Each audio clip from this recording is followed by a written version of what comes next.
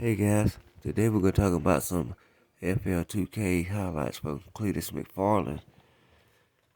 FL2K was moved this year to Gainesville because of the Hurricane Ian, and Cleetus took a lot of the fleet with him. I know he took Ruby and Mullet and the Blazer, but they had to swap out the rear gear for a little bit more gear on Mullet and a bigger fuel pump.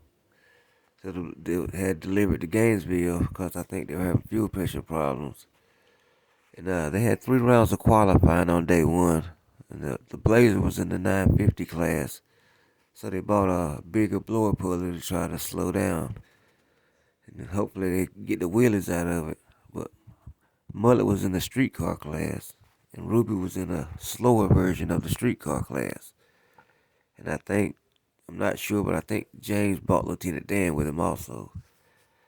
But the Blazer, they went from a 52 tooth pulley to a 59 to slow it down and try to make a little bit less boost. And on Mullet, they swapped out the fuel pump from a 12 gallon per hour pump to a 16.9 gallon per hour pump, as well as put in a new aeromotive fuel filter.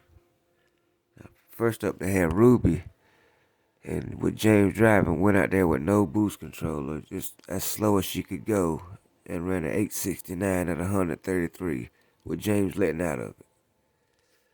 Then the Blazer came up next with George driving it and did a humongous wheelie and pretty much wheelied his way to a 956 at 144.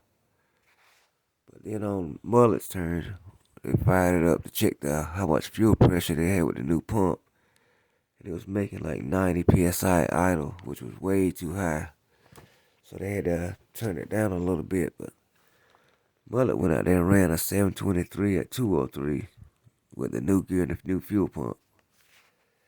Then George took the Blazer back up after made a few tweaks and changes to it to try to get rid of the wheelie.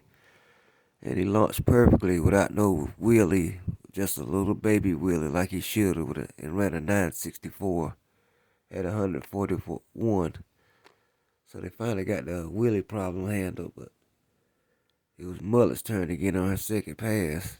And after a little tweaking, she ran a 706 at 206, which is pretty good. But Cleetus was hoping for a 6-second pass, but he just came up a little bit short. But he was satisfied with what it did for day one. You know what I'm saying? Like, this is just day one, so you better believe Mullet's going to be way faster than that.